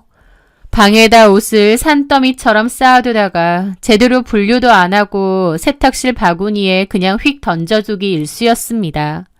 저도 일일이 상대하기 피곤해서 그냥 모른 척하고 제 세탁물이랑 한꺼번에 다 넣고 돌려버렸고 마른 건 대충 개서 신우이 방 앞에 갖다 뒀더니 그걸로 또 세상 난리를 치더라고요. 옳게! 세탁을 이렇게 하면 어떡해. 내 옷은 다 고급 소재라서 섬세하게 다뤄야 한단 말이야. 왜 이렇게 기본 개념이 없어? 아니, 형님이 그렇게 한 대 다 뭉쳐서 내놓으셨잖아요. 그렇게 내놨다고 그걸 그대로 세탁기에 쳐넣어? 옳게. 성질머리 장난 아니다. 지금 나한테 일부러 이러는 거지? 아무리 그래도 내가 옳게 신우이야. 신우한테 누가 이런 식으로 군대? 내가 이 집에 뭐 천년만년 살 것도 아닌데 그 며칠을 못 참고 이렇게 사람을 못 살게 굴어? 엄마한테도 다 얘기할까?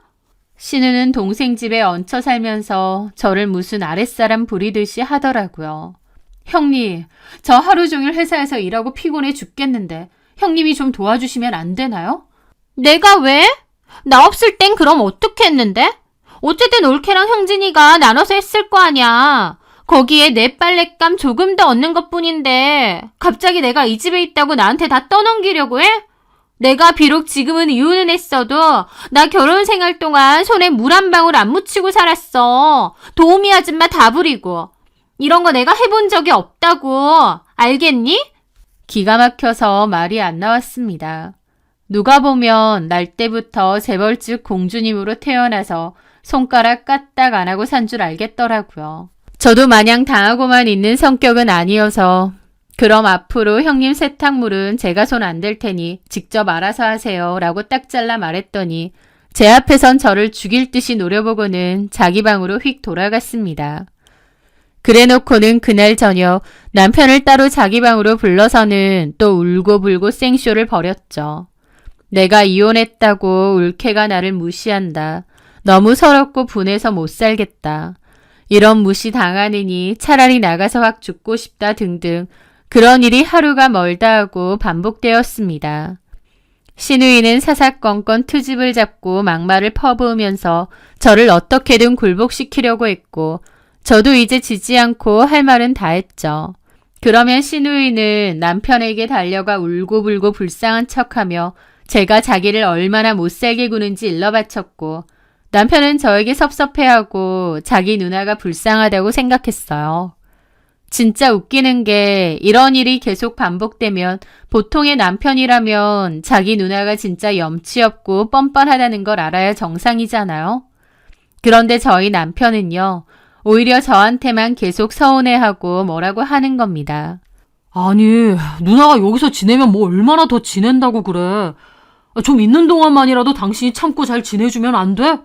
내가 뭘 어떻게 더 참으라는 거야. 형님이 나한테 어떻게 하는지 당신 눈으로 보면서도 몰라? 누나가 지금 마음이 말이 아니잖아. 부잣집에 시집가서 잘 살다가 갑자기 쫄딱 망해서 이혼당하고 동생 집에 얹혀 살기까지 하는데 겉으로는 저렇게 센 척해도 속으로는 오죽하겠냐고. 아니, 내 보기엔 그런 생각 전혀 없으신 것 같던데. 나 부려먹는 게 너무 당연하고 편해 보이시던데. 제발 누나 좀 그렇게 나쁘게만 보지 마. 그럼 나는 뭔 잘못인데 내 집에서 내 돈 써가면서 팔자에도 없는 신우 시집살이를 해야 하냐고. 시집살이라니 말이 너무 심하잖아. 누나가 당신한테 뭘 어쨌다고 그래. 입장 바꿔서 생각해봐. 처제가 우리 집에 와서 지내는데 내가 당신처럼 이렇게 눈치 주고 부려먹고 모멸감을 준다고 생각해보라고. 당신은 그 기분이 좋겠어? 내 동생은 우리 집에 와서 지낸다고 해도 이렇게 뻔뻔하게 안 굴걸? 뭐? 그럼 우리 누나가 뻔뻔하게 군다는 거야 지금? 그래, 알겠다. 당신이 지금 우리 누나를 어떻게 생각하는지 잘 알겠어. 그리고 우리 누나가 왜 저러는지도 그 심정이 이해가 가네. 진짜 우리 누나 너무 불쌍하다, 불쌍해. 그리고는 자리를 휙 떠나버리는 겁니다. 저 진짜 뒷목 잡고 쓰러질 뻔했어요. 도대체 누가 불쌍하다는 건가요? 자기 집에서 시집살이 당하면서 온갖 잔소리와 구박을 받는 제가 불쌍한가요? 아니면 돈 한 푼 안 내고 남의 집에 당당하게 얹혀 살면서 올케한테 갑질하고 잔소리 퍼붓는 신우가 불쌍한 건가요? 남편도 정말 자기 누나 일에 관해서는 너무 앞뒤가 꽉 막히고 지긋지긋하게 굴었습니다. 연애할 때는 그래도 말이 통하는 사람이라고 생각했는데 결혼하고 나니 특히 누나 문제만 엮이면 완전히 다른 사람이 되어버리더라고요. 그렇게 남편과 제가 싸우는 모든 원인은 바로 신우 때문이었습니다. 저는 시간이 갈수록 신우이도 꼴보기 싫었지만 나중에는 그런 신우만 감싸고 도는 남편이 더 꼴보기 싫어졌어요. 그렇게 제 마음속에서는 신우이와 남편에 대한 미움과 원망, 분노가 시커먼 응어리가 되어 점점 더 커져만 가고 있을 때였습니다. 어느 날 제가 근무를 마치고 집으로 돌아왔는데 신우는 외출하고 없고 남편은 화장실에서 누군가 통화를 하고 있었습니다. 집이 조용하다 보니 화장실 문 너머로도 남편의 통화 소리가 희미하게 들리더라고요. 그래서 저도 모르게 귀를 기울이게 되었는데 뭔가 분위기가 심상치 않았습니다. 정말 어디 있는지 모른다니까요. 연락 안 된 지 오래됐어요. 저는 진짜 몰라요. 그리고 이런 식으로 자꾸 저희 집에 전화하지 마세요. 저도 누나랑 인연 끊은 지 꽤 됐습니다. 앞으로 전화 안 받겠습니다. 끊어요. 대화 내용을 정확히 다 들은 건 아니지만 뭔가 이상하다는 느낌이 강하게 들었어요. 누군가 신우를 애타게 찾는 것 같은데 남편은 모른다고 딱 잡아떼는 듯한 뉘앙스였거든요.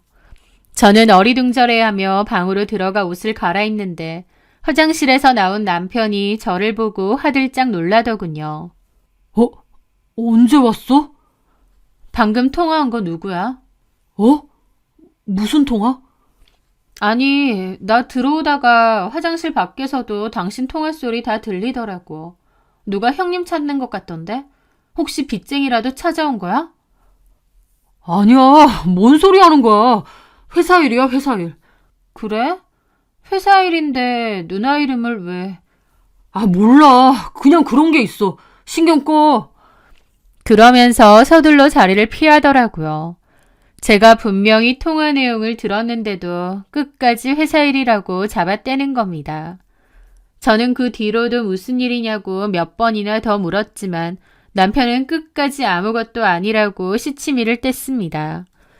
뭔가 굉장히 석연치 않았지만 저렇게까지 아니라고 하니 저도 더 이상 추궁할 수는 없었죠. 그런데 그로부터 며칠 뒤 정말 생각지도 못한 일이 벌어졌습니다. 제가 회사에서 한창 마감 업무로 정신없을 때였어요. 동료 직원이 저를 급하게 부르더라고요. 소영씨, 소영씨. 네? 왜요? 무슨 일 있어요? 밖에 누가 소영씨 찾는 분들이 오셨는데 인상들이 좀 험악해 보여서요. 저는 누구지 생각하며 회사 건물 1층 로비로 내려갔습니다.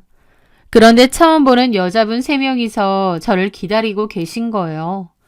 근데 그분들 표정이 하나같이 뭔가 불안하고 초조해 보이고 또 잔뜩 화가 나 있는 것 같기도 하고 특히 한 분은 인상을 엄청나게 쓰고 계셔서 좀 무섭기까지 했어요. 누구지 생각하며 제가 먼저 다가갔죠. 저 찾아오셨다고 들었는데요. 누구세요? 그러자 그중 한 명이 저를 위아래로 쓱 훑어보더니 묻더군요. 김미숙 알죠? 김미숙은 저의 신우 이름입니다. 갑자기 찾아온 누군지도 모르는 사람들이 저의 신우의 이름을 대뜸 부르며 아냐고 물으니 저도 당황스러웠죠. 네, 저희 형님 이름인데요. 어떻게... 우리가 제대로 찾아왔네. 김미숙 옳게 만든 거죠? 그 여자 지금 어디 있어요? 막무가내로 따지는데 너무 당황스럽고 솔직히 좀 무섭기까지 하더라고요. 이 사람들이 대체 누군데 이렇게 저를 다그치듯이 신우의 행방을 캐묻나 싶기도 하고요. 저기요. 일단 누구신지부터 밝히세요. 누구신데 저 일하는 직장까지 이렇게 막무가내로 찾아와서 이러시는 거냐고요. 제 말에 그 여자들이 막 화를 억지로 참는 듯한 표정을 지으면서 거친 숨을 내쉬며 그러는 겁니다. 우리가 누구냐고?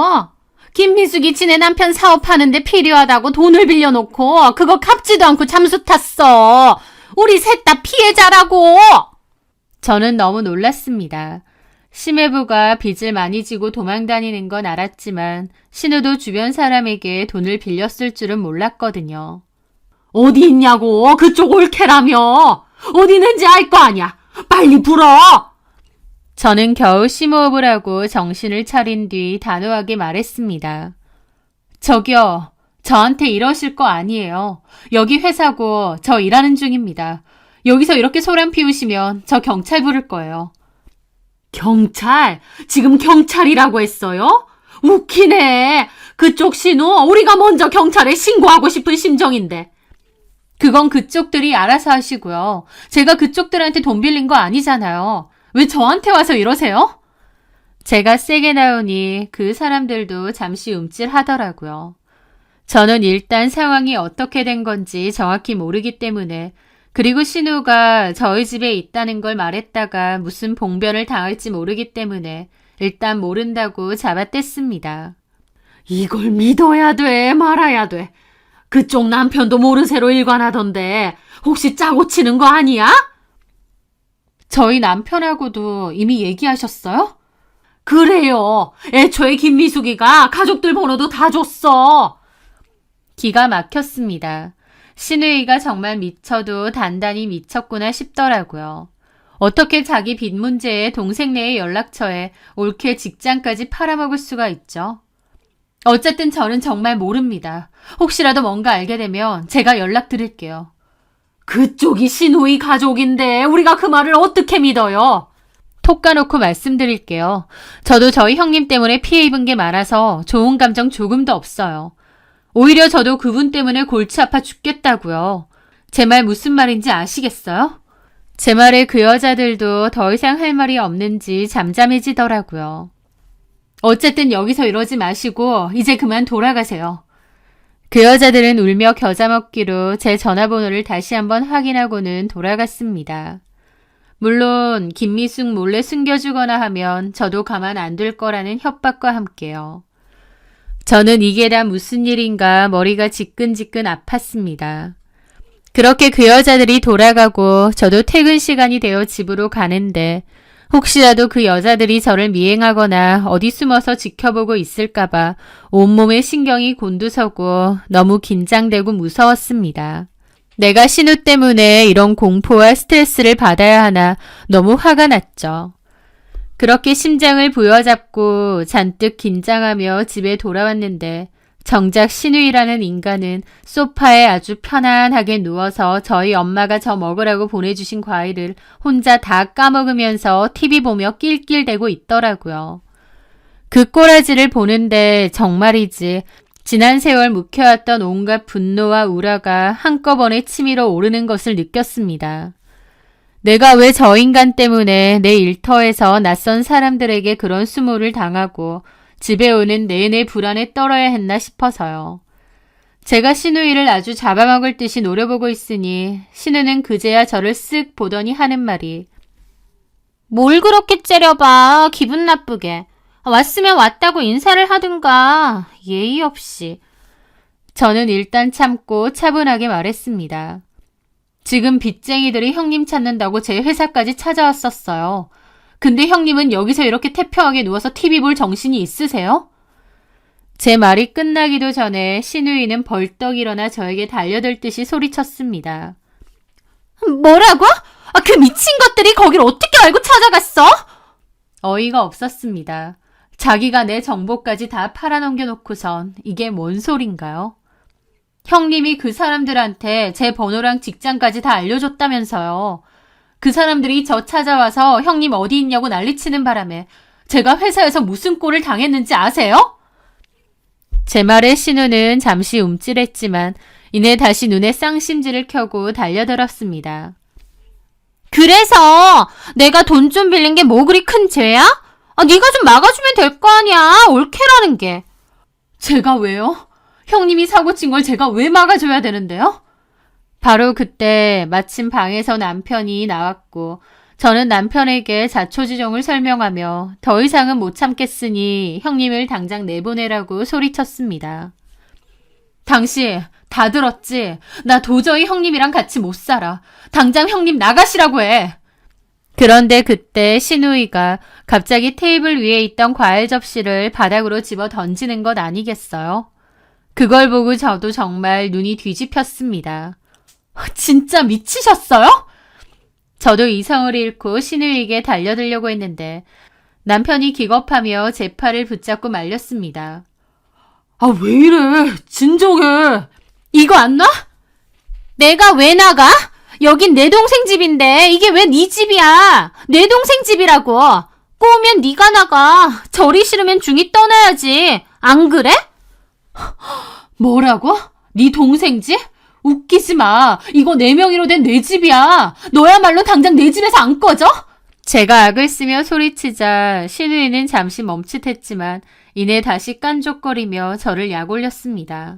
어쭈. 못 참겠으면 네가 어쩔 건데. 나는 죽어도 못 나가. 네가 나가. 너만 나가주면 돼. 저는 더 이상 참을 수가 없었습니다. 씩씩대며 가방을 들고 방으로 들어갔죠. 제 등 뒤에 대고 신우이는 꼴 좋다, 할 말 없으니 도망가는 꼴 하고는 일하며 끝까지 저를 비웃었습니다. 진짜 머리끄덩이라도 잡고 싶은 걸 억지로 참았습니다. 그리고 저는 방에 들어가자마자 결심했습니다. 그래, 이게 내 인내심의 한계다. 더 이상은 못 참는다라고요. 그리고 저는 바로 회사에 찾아왔던 그 아줌마들에게 전화를 걸었습니다. 밖에서는 여전히 신우이가 남편에게 울고불고 난리를 치며 제가 자기를 얼마나 구박하고 무시했는지 서러워서 못 살겠다며 악을 쓰고 있더라고요. 남편은 또 등신같이 자기 누나를 어르고 달래고 있었고요. 진짜 누가 더 서러운데 말이죠. 저는 차갑게 전화를 걸었습니다. 여보세요? 아까 회사에 오셨던 분들이시죠? 김미숙 씨 지금 저희 집에 있습니다. 빨리 와보셔야 할 것 같아요. 전화를 끊고 10분 정도 앉아 있었을까요? 초인종 소리가 요란하게 울렸습니다. 저는 잽싸게 현관으로 나갔어요. 남편과 신우가 누구냐며 경계하는 눈빛으로 저를 쳐다봤죠. 뭐야? 누구야? 형님을 애타게 찾는 분들이요. 하실 말이 있다고 해서 집으로 초대했어요. 뭐라고? 야, 잠깐만. 올케, 안 돼! 신우가 놀라서 저를 말리려고 달려왔지만 저는 콧방귀를 끼며 그냥 현관문을 활짝 열어버렸습니다. 그 순간 아까 회사에서 봤던 그 빚쟁이 아줌마 3명이서 정말 성난 들소처럼 집 안으로 밀고 들어오는 거예요. 야, 김미수, 너 여기 숨어 있었구나. 눈이 뒤집힌 아줌마들은 안으로 들어오자마자 신우의 머리채를 잡고 욕설을 퍼부으며 달려들었고 순식간에 거실은 내 여자가 뒤엉켜 싸우는 난장판으로 변했습니다. 정말 아수라장도 그런 아수라장이 없었죠. 그 바람에 거실에 있던 저희 집 조명 스탠드까지 넘어져 쨍그랑 소리를 내며 박살이 났습니다. 남편은 옆에서 어쩔 줄 몰라 하며 아 왜들 이러세요 그만하세요 쩔쩔매며 싸움을 말리려 했지만 역부족이었고 저는 팔짱을 딱 끼고 그 개싸움 꼬라지를 지켜보고 있었습니다. 좀 말려봐. 뭐해? 내가 왜? 남편은 제 대답에 저를 아주 죽일 듯이 노려보더니 결국 자기가 직접 그 아수라판에 뛰어들어 엉겨붙어 싸우는 빚쟁이들과 자기 누나를 떼어놓기 시작했습니다. 신우이는 이미 머리가 산발이 되고 옷이 뜯겨진 채로 바닥에 주저앉아 엉엉 울고 있었고요. 김미수, 네가 어떻게 우리 돈을 그렇게 떼먹고 잠수를 타? 너네, 내가 다 고소할 거야. 사람 머리를 이렇게 다 뜯어놓고, 이 미친 것들아! 고소? 이게 진짜 정신을 못 차렸네. 누가 누굴 고소하고 싶은 심정인데. 너 우리 돈 어쩔 거냐고. 그게 어떤 돈인데 이 망하려나. 너 때문에 나 이혼당하게 생겼어. 네가 이혼당하는 걸 왜 나한테 지랄이야. 돈 불려준다고 할 때는 신나서 알랑방귀 끼더니 서로 돈 맡길 때는 언제고 이제 와서 왜 이래? 야, 네가 우리한테 한 짓은 사기야, 사기. 망하려나. 잘못했다고 싹싹 빌어도 모자랄 판에 어디서 뻔뻔하게 큰 소리야. 오냐, 너 어디 너 죽고 나 죽자. 오늘 여기서 끝장을 보자. 빚쟁이 아줌마들은 다시 신우이를 아주 밟아놓을 기세로 달려들었고 신우는 비명을 지르며 도망치기 바빴습니다. 남편은 그 아줌마들을 말리느라 정신이 없었고요. 신우이는 그 와중에 제 등 뒤로 와서 숨으려고 하길래 저도 확 피했습니다. 어딜 와요? 형님이 저지른 짓이니까 형님이 알아서 수습하세요. 아, 그리고 저 아줌마들 데리고 당장 내 집에서 나가요. 내가 진짜 형님 때문에 살면서 별의별 거를 다 보네요. 너 진짜 이럴 거야? 그리고 너도 나가, 너네 누나랑. 나 이제 너랑 안 살아. 일이 이렇게까지 돼도 너는 너네 누나 걱정뿐이지. 그렇게 애달프고 걱정되면 너네 누나랑 평생 같이 살아. 나는 너 같은 인간이랑 더 이상은 같이 못 사니까. 너네 누나랑 엮여 있으면 내 인생 앞으로 속 터질 일이 태반인 것 같은데 너는 그 사이에서 네 역할도 똑바로 못 하잖아. 너네 누나 일은 너네 남매가 알아서 수습하고 살아. 나는 당신들하고 아무 상관없는 사람이고 이혼하면 완전 남남이야. 내가 미쳤다고 이 뒤치다거리를 계속 같이 하겠니? 다 나가 당장. 나가서 합의를 보든 경찰서를 가든 서로 머리를 쥐어뜯고 싸우든 내 집에서 당장 나가라고. 남편은 부들부들 떨면서 저를 노려봤습니다. 그 아줌마들은 김미숙을 신고한다며 신발도 안 신기고 질질 끌고 나가고요. 진짜 이렇게까지 한다 이거지? 너네 누나 뒤치다거리 실컷 하면서 잘 살아봐. 나는 이제 그만 빼줘. 지긋지긋하니까. 남편은 저를 죽일 듯이 노려보면서도 결국 자기 누나가 걱정되었는지 불이 나게 달려나갔습니다. 소란이 얼마나 컸는지 결국 경찰차까지 와서 그들을 다 데리고 갔죠. 저는 그 틈에 곧바로 신우짐이랑 남편 짐을 모조리 싸서 집 밖에 내놨습니다. 그리고 현관 비밀번호도 바꿔버렸고요.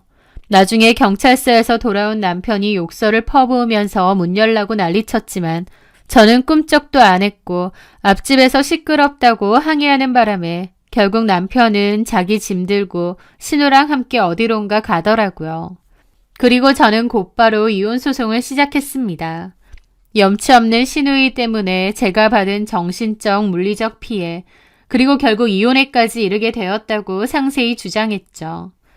남편은 제가 일방적으로 짐을 빼놓고 비밀번호까지 바꾸고 내쫓았다며 제가 너무 이기적이라고 주장하더라고요. 그러면서 이혼은 절대 안 한다고 버텼습니다. 집도 없고 오갈 데도 없으니 저한테 붙어서 버티기라도 해야겠죠. 하지만 저는 무조건 이혼할 거라고 강경하게 주장했고 결국 남편은 협의 이혼을 할 테니 집 살 때 들어갔던 자기 돈 돌려달라고 요구하더라고요. 그거 제대로 돌려주면 협의 이혼 해주겠다고요. 애초에 자기 누나 결혼자금으로 보태주느라 남편이 저희 집 살 때 낸 돈은 정말 얼마 되지도 않았거든요. 그래서 그 돈 그냥 저희 부모님께 빌려서 바로 돌려주고 깔끔하게 협의 이혼했습니다. 지긋지긋한 인간들 빨리 치워버리고 싶어서요. 참고로 남편은 그 돈 받아서 작은 원룸 하나 구하고 나머지는 신우이 빚 갚는데 보탰다고 합니다. 물론 그걸로도 빚 갚기엔 턱없이 부족해서 결국 대출까지 받아서 신우이 빚 갚는데 썼다고 하더군요.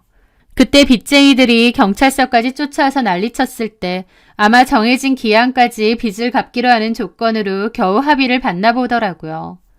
저는 빠르게 협의이혼을 마무리 짓고 그 인간들하고는 완전히 인연을 끊었습니다.